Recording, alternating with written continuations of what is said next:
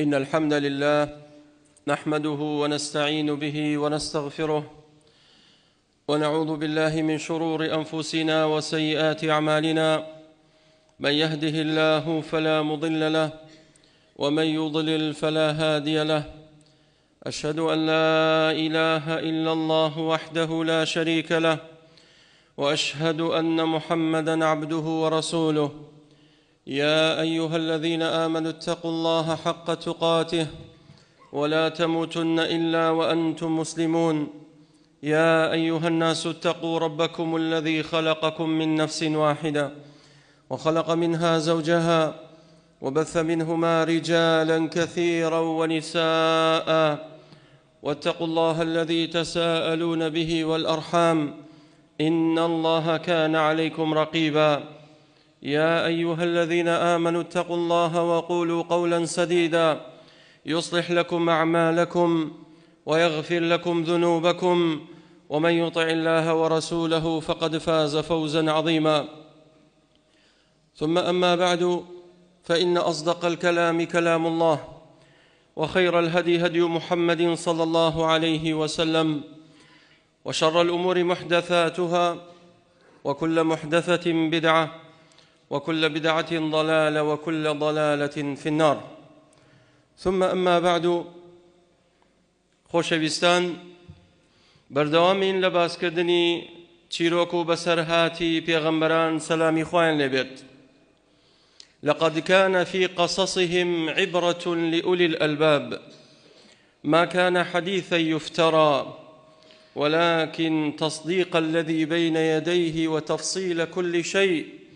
وهدى ورحمة لقوم يؤمنون. لباسكردني وبسرهاتي ژیاننامەی ئیبراهیم سەلامی خۆی لێبێت. لە دوای ئەوەی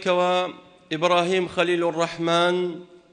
لە شاری مەککە جێگیر بوو لەگەڵ خات و هاجرەی خێزانی و ئیسماعیلی کوڕی سەلامی خۆی لێبێت کە تێکەڵی قەبیلەی جورهم بوون. ئیسماعیلش فێر زمانی عەرەبیەکی فەسیح بوو. وردە وردە ئیسماعیل لە گەشە و لەوەیە ببێ بە گەنجێکی تەواو، دیسان خوای پەروەردگار بەڵاو موسیبەتێتر دێتە ناو خانەوادە و ماڵی ئیبراهیم سەلامی خوای لێبێت. بۆیە ئیبراهیم عەلەیهی سەڵات وەسەلام شەوێک خەوی لێیەکەوێت، دەمە و بەیانی هەڵەسێت لە خەونیدا ئەبینێ ئیسماعیلی کوڕی سەرە بڕێت. ئەمەش بەڕاستی وای لە ئیبراهیم کرد عەلەیهی سەڵات وەسەلام کە خەونەکەی بینی، چونکە خەونی پێغەمبەران وەحیە، دەبێ بە حەقیقەت ڕوو بدات و دەبێت تەنفیز بکرێن. بۆیە ئیبراهیم عەلەیهی سەڵات وەسەلام دەبێت جێبەجێی بکات. ئەمەشیان بەڵایەکی ترە و ناڕەحەتیشی ترە تووشی ئیبراهیم و خانەوادەکەی دێت. بۆیە خوای تەعالا فەرمێ لتبلون في أموالكم وأنفسكم. إنسان كهات الدنيا توشي بلاو مصيبة تاقي كرنوا بيت. إبراهيم عليه الصلاة والسلام بلا كان كبسر يا هات خودي خوي كرديانا وآقرو خوي قور رزقاري كرد، أو جاب بلاو مصيبة لك سكار وعشرة باوشي كدربدري كرد، صبر آرامي هبو. أو جا پادشای وڵات نەمرود ئەوە بوو لەوێش تووشی تاقیکردنەوە بەڵاو موسیبەت بوو. ئەو جا چووە شاری مەسر، لەوێ خات و سارا مەلیکی ئەو شارە فیرعەونی ئەو شارە ویستی دەستدرێژی بکاتە سەری، خوای گەورە پاراستی. دیسان کە هاتەوە مەککەی پیرۆز بیوادین غەیری ذی زەرع،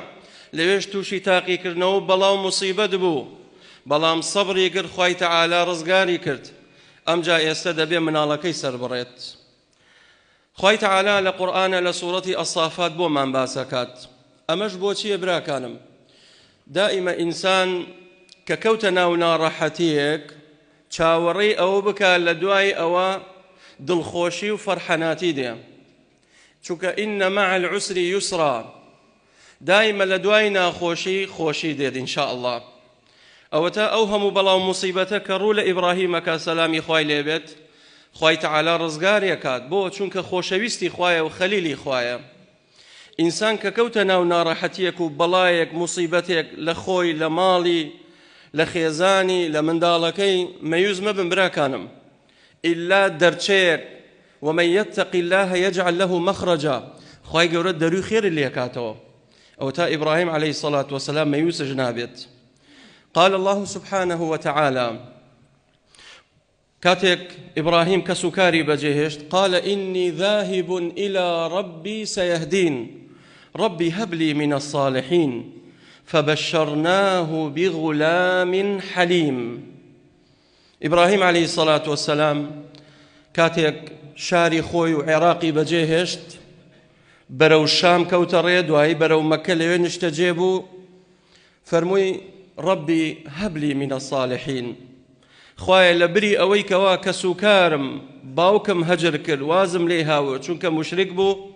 بۆم قەرەبوو بکەیتەوە چونکە تەمەنی گەشتووەتە 86 ساڵ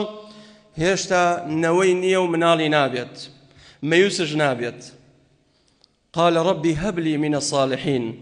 لبرانبر ئەو هەموو میحنەت و تاقیکردنەوە و بەڵاو موسیبەتانی کەوا ڕووی تێم کردووە ئەی پەروەردگار داوای منداڵێکی ساڵح لێ دەکەم. دیقەدەن براکانم فەرمووی هەب لی من الصالحین نەک هەر مجەڕەدەن منداڵم هەبێت منداڵی ساڵح چونکە ئەگەر منداڵێک ناساڵح بوو وەڵاهی کەڵکی 5 فلسی بۆت نییە ئەبێ منداڵەکە دوعا بکەی ساڵح بێ نەک هەر ئەوەنە وەڵا خەڵک پێم نەڵێ وجاخی شۆرە ربی هەب لی من الصالحین کە دوعات کرد بڵێ خوایە منداڵت پێمدا ساڵح بێت چونکە چەندین کەس هەبوو منداڵشی هەبوو بەڵام منداڵەکەی چونکە لاسار و خەراب بوو دەرەنجامش مناڵەکەی گەورە بوو باوکشی کوشت. ڕەنگە هەر یەکە لە ئێوە قسە و چیرۆشێکی هەبێ و لە خزم و کەسوکار و عەشرەتی خۆتان ڕوویدا بێت. بۆیە زەڕوورە گرنگە بڵین خوایە منداڵی ساڵحمان پێ ببەخشین. خوای پەروەردگار یەکسەر وڵامی پێغەمبەر ئیبراهیمی دایەوە قال فبشرناه بغلام حليم ئەمە باسی ئیسماعیل عليه الصلاة والسلام ئەمە یەکەم مناڵێتی ئیسماعیل لە ئیسحاق گەورەترە لە دوای 3 ساڵ ئیسحاقی پێبەخشی بەڵام بۆ ئیسحاق فەرمووی فبشرناه بغلام عليم ئەمەیان زانایە ئەمەیان حەلیمە حەلیم واتە لەسەرخۆ ئارام سابر هێمن منداڵێکە کەوا سەبری هەیە و تەحەممولەکات بۆ چونکە ئەم منداڵە کۆمەڵێ میحنەت ڕووی تێکات پێویستی بە سەبر و ئارامیە ئەوە تا سەرە بڕدرێ چونکە لەو مەوتنە لەو شوێنە علم ڕەنگە زۆر استیفادەی لێ نەکات بۆیە خوای تەعالا فەرمووی ئەم منداڵە حەلیمە کە ئیسماعیلە سەلامی خوای لێ بێت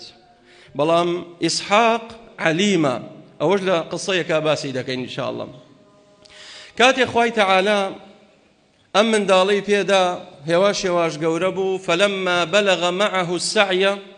قال يا بني إني أرى في المنام أني أذبحك فانظر ماذا ترى. كاتێک مناڵەکەی گەورە بوو ئیسماعیل کەوتە جوڵا هێز و قووەتی پەیا کرد ئەوجا خوای تەعالا فەرمووی دەبێ ئەو مناڵە سەر بڕیت. سەیکەن میحنەتەکە زۆر گەورەیە لە کۆتایی قسەکە خوای تەعالا فەرمێ إن هذا لهو البلاء المبين بەڕاستی بەڵاو تاقیکردنەوەیشی گەورەیە ڕووی کردە ئیبراهیم عليه الصلاة والسلام. بەڵاکە لەکوێیە؟ یەکەم ئیبراهیم عليه الصلاة والسلام ئاوارەیە و دەربەدەرە خزم و کەسوکاری لە دەور و پشتی نییە. ئینسان کە تووشی ناڕەحەتیەک بێت دەردەسەریە بێتە سەری ئەگەر خزم و کەسوکاری لە دەوری بێت تۆزێک دڵی خۆشە بێت سوکنایە دێتە دڵی بەڵام وەرە تۆ ئاوارە بیت و دەردی ئاوارەیی بکێشیت و کەس لە دەور و پشتت نەبێ بەڵایە ئاوها ڕوو تێبکات دەبێ ئەو منداڵە سەر بڕیت. ئەمە یەک. دوو لە تەمەنی 86 ساڵی خوای تەعالا ئیسماعیلی پێبەخشی دەبێ ئەم منداڵە چەند خۆشەویست بێ لایە و باوکە. سێ خوای تەعالا فەرمووی بەبێ بە دەستی خۆتش سەری بڕیت نەک یەکێتر بڕوا سەری بڕێت بۆیە فەرمووی ئینی ئەذبەحوک ئەبێ بە دەستی خۆم سەرت بڕم بڕیاری خوای تەعالا وایە. خاڵێکی تر فەرمووی بغلام حليم أم من داڵ شي خراپش نەبوو بەڵکو حەلیم و لەسەرخۆ و صالح بوو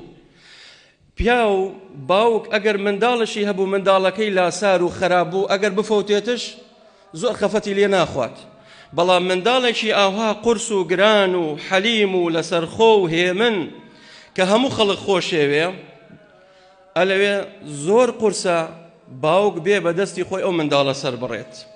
ئەمانە کۆمەڵێ میحنەت ئەمانە کۆمەڵێ بەڵا سیرەکەی بەسەر ئیسماعیل و خانەوادەی ئیبراهیم دێ عەلەیهی سەڵات وەسەلام با بزانین دەرەنجامەکەی چی بوو قال يا بني إني أرى في المنام أني أذبحك فانظر ماذا ترى إبراهيم عليه الصلاة والسلام أيتواني بيئوي بقريته ولا إسماعيلي كري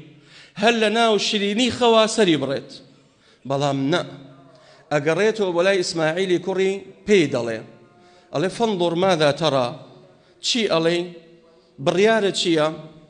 بوچي واي كرت إبراهيم عليه الصلاة والسلام ديوي إسماعيلي كرشي بجدار بي لو خير وصدقه لفرماني خواي تعالى بوي فرماني خواي قورة جيب كان كواتا أي باوك أما بكا دسكلاي خوتو بلغي بدستوا من علاكت هل من دالية وفيريكا أوامري خواي قورة جيب كات بو نمونا لصدقوا مال بخشين هموتان من دالتانية ودين بو مزقود من دالكتان لقل خوتان هاوردوا جمعانان هزار نابدە دەستی بڵێ کوڕەکەم بڕۆ بیکە ناو سنووقی مزگەوتەکە 2000 بدە دەستی فەقیرێکی بینی بڵێ بڕۆ بیدە دەستە و فەقیرە با فێری سەخاوەت و فێری ماڵبەخشین بێت بۆ ئەوەی شان بەشانی یەک ئەجر و پاداشتانە بێ لای خوای تەعالا بۆیە ئیبراهیم عەلەیهی سەڵات وەسەلام فەرمێ ئەی کوڕەکەم چی ئەڵێیت نەچوو لە شیرینی خەواسەری بڕێت و بێ ئەوەی ئەو ئاگای لێ بێت نە وەرە مەوزوعێ وا هەیە خوای گەورە ئەمری پێم کردووە کە دەبێت سەرت بڕم بۆیە باوکان مناڵەکانتان لەگەڵ خۆتان بێنن بۆ مزگەوت بەشداریکەن لەو خێرە لە ماڵبەخشینتان بەشداریکەن لە پیاوەتیتان بەشداریکەن لە هەموو خێر و سەدەقە و چاکەیەک و پیاوەتیەک مناڵەکانتان بەشدارکەن بۆ ئەوەی وەکو ئێوە بن بەڵام کە باوکێک سێرەکەی ڕەزیلە مناڵەکەشی چاو لە باوکێکات کە باوکێ بزانێت دوور لە مزگەوتە مناڵەکەشی غالیبەن وەکو باوکی دەرەچێت بۆیە دائیمە خۆت لە ناو خێرا بیت لە ناو چاکەیە بیت هەوڵدەی مناڵەکەشت بینتە سەر ڕێگای ڕاست و لەگەڵ خۆتا شانبەشانی یەک فەرمانەکانی خوای گەورە جێبەجێ بکەن و لە تاعەت و گۆڕایالی خوایە بن جواب وڵامی ئیسماعیل چی بوو قال يا أبتي افعل ما تؤمر ستجدني إن شاء الله من الصابرين إسماعيل سلامي خوای لێ بێت نەیوت آخر باوکە بۆچی گەنجێکی وەکو من چ تاوانێکم هەیە وا سەرمە بڕن چیم کردووە من هێشتا لە سەرەتای ژیانی گەنجایەتیم بۆچی دەبێ من لە ناو ببرێم نە قال يا أبت افعل ما تؤمر ستجدني إن شاء الله من الصابرين فەرمووی ئەی باوکی بەڕێز ئەوەی خوای گەورە ئەمری پێت کردووە افعل ما تؤمر کەواتە ملم لە مو باریکترە بۆ فەرمانی خوای تەعالە مادام خوای گەورە فەرمانی وایە کە من سەر ببڕێم أو سرمو أو ملمو وراء شقوك بين سرمرا ستجدني إن شاء الله من الصابرين إن شاء الله منش آرام دقرم وصبر قرم هتاكو زور جار منال باوچی واهەیە هەتا بوونەیە هەتا پارانە تەبندەست مناڵەکەی هەتا خانووی بۆ کڕێت هەتا ژنی بۆ دێنێت پێڵێ باوکی بەڕێز یا ئەبەتی بەڵام کە پارەی لێ بڕی کە دوای ئەوە یان باوکەکەی فەقیر و هەژار بوو یەکسەر بێڕێزی بەرامبەرەکات مناڵی واهەیە لە خۆشی و لە ناخۆشی لەگەڵ باوکو دایشێتی بەڵام مناڵی واهەیە بەس لە خۆشیە لەگەڵ باوکێتی بەڵام لە ناخۆشیە لاسارە و لەگەڵ باوک و دایشی نییە ئەم منداڵە ئیسماعیل عەلەیهی سەڵات وەسەلام لەو میحنەتە قورسەیە لەگەڵ باوکێتی پشتی بەرنادات و کارەکەشی شەرعیە ئەگە کارێک ناشەرعی بێ نابێ مناڵ لەگەڵ باوکا بێت بەڵام مادام شەرعیە فەرمانی خوای تەعالایە قال يا أبت افعل ما تؤمر ستجدني إن شاء الله من الصابرين فلما أسلما وتله للجبين كاتك هردوشان تسليمي فرماني خوي تعالى بو وتله للجبين أو جا بناو شوانو بسر دما خستي عرز بو أويسري بريت زاناني تفسير فرمون إسماعيل فرموي أي باوشي بريس أقر ويست السرم بري تخوا ڕوون کە سەر زەوی با دەمچاوم نەبینی نەکو سۆزی باوکایەتی بجوڵێت فەرمانی خوای گەورە جێبەجێ نەکەیت. فەرمووی ئەی باوشی شرینم ئەگەر چەقۆت هاورد بە ملما کراسەکەت گردەوەکە بۆ ئەوەی پرشی خوێن بەر کراسەکەت نەکەوێ چوویتەوە ماڵ دایکم بگرێت و بیرم بکات. ئەی باوکی شرینم ئەم دوو خاڵم هەیە تخوا جێبەجێیکە کاتێک سەرمە بڕیت. فلما أسلم وتله للجبين وناديناه أي يا إبراهيم قد صدقت الرؤيا إنا كذلك نجزي المحسنين.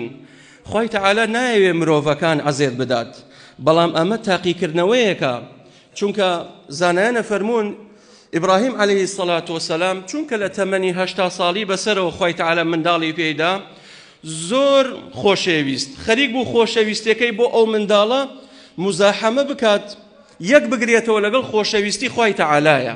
بۆیە خوای تعالى تووشی ئەو تاقیکردنەوە ئەو میحنەتەی کرد. خوای تعالى تاقی کردەوە بزانم خۆشەویستی خوا هەڵەبژێرێ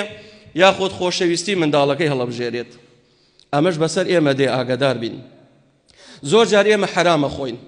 لە کڕین و فرۆشتنەکان. بۆ چێیکەی برا؟ طبعاً بۆ مناڵەکەت ئەیکەی بۆ واکەیت بۆ خۆشەویستی خوای گەورە لە دڵتا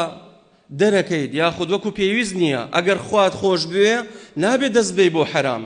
بۆ مناڵ مەیکە بۆ خێزان مەیکە بەڵکو لوقمەی حەڵاڵیان بۆ پەیاکە. ئەوە تا فەرمانی خوای تعالایە جێبەجێیەکە ئیبراهیم عەلەیهی السەڵاتو وەسەلام. دەبینێ خوای تعالى هەها خۆشەویستیەکەی وەختە خەلەلی تیا بکەوێ چونکە واتخذ الله إبراهيم خليلا. ئیبراهیم خۆشەویستی خوایە. خوای گەورە ئەیەوێ لەو میحنەت و تاقیکردنەوە و ئیمتیحانە ڕزگاری کات بۆی بزانە تا چ ڕادەیەک منداڵەکەی خۆشترەوێ لە خوای تعالى. ئەلەوێ چەقۆکەی نایە ملیا خوای تعالى فەرمووی فەنادەیناه بانگمان لێی کرد ئەی یا ئیبراهیم قد صدقت الرؤيا إنا كذلك نجزي المحسنين. بەڕاستی خەونەکەت هاور دەجێ ئەی ئیبراهیم دەشلکە چەقۆکەت فڕێدا إنا كذلك نجزي المحسنين. بۆیە بەو شێوەی ئێمە پاداشتی محسن و چاکەکارانە دەینەوە. وفەدەیناه بذبح عظیم. خوای تعالى لە بریەوەی ئیسماعیل سەربڕێ حیوانێک و بەرانێکی قەڵەوی زەبەلاحی داگرت لە بەهەشتا. عەبدوڵڵای کوڕی عەباسە فەرمێ 40 ساڵ لە ناو بەهەشتا بەخێو کرا و ئەلەوەڕا ئەوجا خوای تعالى هاوردی خوارەوە بۆ ئەوەی ئەو حیوانە سەربڕێ لە بەرامبەر ئیسماعیلدا. بۆیە سنەتە هەموو ساڵێ موسڵمانان لە مەوسمی حەج لە جەژنی قوربانە و حاجیانش دەبێ حیوان سەربڕن بۆ لەبەرەوەی کە ئیبراهیم عەلەیهی السەڵاتو وەسەلام مناڵەکەی سەر نەبڕی چونکە ئەگەر ئەو مناڵەکەی سەر بڕیایە دوا بەدوای ئەو ئێمەشە بۆیە مناڵەکانمان سەر بڕیای هەموو ساڵێک. بەڵام خوای تعالى لە بەرامبەر ئەوە حیوانی دانا دەبێ حیوانێ سەر بڕن. مع الأسف خەڵکێکەیە بوونەیە خوای گەورە دایەتی پێسەرەکەی قوربانی ناکە حیوان سەر نابڕێت هەر بە گرنگ و پیرۆزشی نازانێت. ئەی بۆ شکری خوای گەورە ناکەیت؟ خوای گەورە پێتی داوە مۆبایلەکەی گیرفانت بای حیوانێ دوو حیوانە بۆ مۆبایل و بۆ تاخم متبەق و بۆ پەردە و نازانم بۆچی هەیەتی بەڵام سێرەکەی بۆ حیوان سەربڕینێ بۆ خوای تعالى. سوپاسی خوای گەورە بکە لەسەر ئەو نیعمەتەی کە خوای گەورە نەیوت بڕۆ مناڵەکە سەر بڕە. ئەگەر مناڵەکە سەر بڕیا چیتە کرد حاڵت چۆن بوو کە زۆر بەمان نەمانە کرد واللهی. بۆیە خوای تعالى فەرمی وفەدەیناه بذبح عظیم بۆ ئەوەی لە جیاتی ئەوەی مناڵەکە سەر بڕی بڕۆ قوربانیەکە بۆ خوای تعالى. داواکەم لە خوای تعالى بەناو جوانەکانی و صفاتە بەرزەکانی ڕەحممان لێکە و ئەخیری هەموو لایەکمان خێرکە. ادعوا الله وأنتم موقنون بالإجابة. چەند نەخۆشیەکەن باریان قورسە دوعای خێریان بۆ بکەن. الحمد لله والصلاة والسلام على رسول الله وعلى آله وصحبه ومن والاه. هر خانواديك هر عائليك وكو خانوادي إبراهيم بي عليه الصلاة والسلام تبابا ورباو تبايل ناويانا هبيت خواي قورة بركتك ناو عائلي أو بنمالي أو تا چونك آفرتك بقصي پیاوەکەی کرد کە ئیبراهیم عەلەیهی السەڵاتو وەسەلام خاتو هاجرە کاتێ فەرمووی چۆن لەم دەشتە چۆڵە ئێمە بەجێ دێڵیت فەرمانی شەیە فەرمی فەرمانی خوایە. قالت إذن لا يضيعنا الله. خوای گەورە ئێمە بەزایە نادات مادەم فەرمانی خوایە جۆبیستی فەرمانی خوا بین تەنفیزیەکەین و تەطبیقیەکەین و بە قسەی پیاوەکەشی کرد. وإسماعيل عليه الصلاة والسلام كاتك باوشي بيدل إبراهيم دبي سرد برم أو شليا أبت افعل ما تؤمر ما دام فرماني خوايا أو منش حاضر مجيب جيكا منال بقصي باوشي كرت خيزان بقصي باوشي كرت بقصي مردكي كرت أو خانواديا يقرتوبون أو كاتخواي تعالى بركة خاتنا وخانوادي وعائلية لبركتي وعائلة خواي تعالى وايكر كوا آويشي مبارك هالقلاني بويان كآوي زمزمة كأو بركتك شي هتاكو يستاقش ما وتا روجي قيامة شمينيت أو بركتي چيا بركتي تباي مالا بلام أجر مالك جن حسابو بياو نكات من دالو كتشو كر حسابو دايكو باوچان نكن بياو حسابو خيزاني نكات والله أو مالا بركتي تيانا منيت بوي بركت لودا احترام وحرمت لنا يكا هبي لنا خانواده وعائله هبي بو اوي خوي تعالى بركتك خوي بردوام كات بلام عائلي وهي او اند برتوازن او اند يعني برتو بلاون سيركي بحرمتي لنا يانا هي هلا زوره حقوق زور بزيندراوه ما فكان همي خراون نتيجه شاتشيه سيركي او مالا بركتي تيانا ملت بوي براكانم فوائد زورة براستيام قصية بلام اكتفاكين هربونا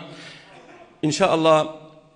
لخطبة كان داهاتو زيادة تفصيل لدينا قصة وبسرهاتي إبراهيم عليه الصلاة والسلام داواكم لخواي پروردگار بنا وجوانا كاني وصفات برزكاني يا ربي خوايا رحمان ليبكيت يا ربي خوايا بختوري دنيا وقيامة مانكين يا ربي خوايا شفاي برحمة بونا خوشا كان مان بنيرين كوملنا خوشن لجير تشاو ديري تشران يا ربي خوايا عملياتك يان بو سوكي يا ربي خوايا شفايان دي چەند نەخۆشیەکان تووشی نەخۆشی شەرپێنجە بوونە یا رەبی خۆیان شفایان دێ یا رەبی خۆیان باریان سووکەی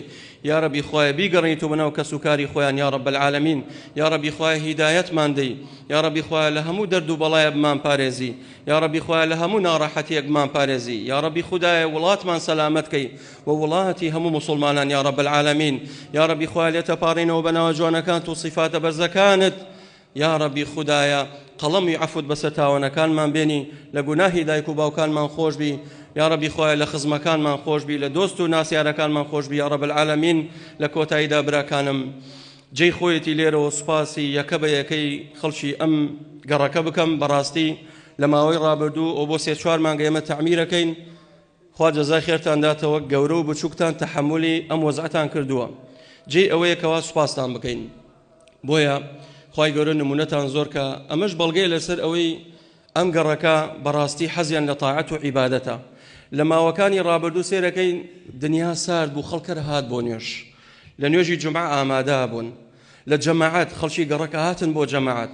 ڕەغمە ئەوەشی کەوا سێرەکەی گەج ڕشا بوو چەمەنتۆ لەو ناوە بوو دەرگا و پەنجەری پێوە نەبووە تاکو ئێستا کە شەشتانە ئیشمان ماوە ئیش بیست ڕۆژێکە ئینشاءڵڵا بۆیە لێرەوە من حەزەکەم سوپاستان بکەم خوای گەورە پاداشتان بداتەوە ئەجری هەموو لایەک بداتەوە ئەوەی بە دینارێک ئەوەی بە هەزارێک ئەوەی بە دەست ئیشی کردووە وەستاکان کرێکارەکان خوای گەورە پاداشتی خێریان داتەوە بۆیە براکانم دوعای خێرکەن ئینشاءڵڵا بیست ڕۆژێک ماوە ئینشاءڵڵا هەنێ تعمیراتمان ماوە کاشیەکەین و فەرشی تازە داخەین و خوای گەورە هەموو لایەک بپارێزێ و وبارك الله فيكم قوموا إلى صلاتكم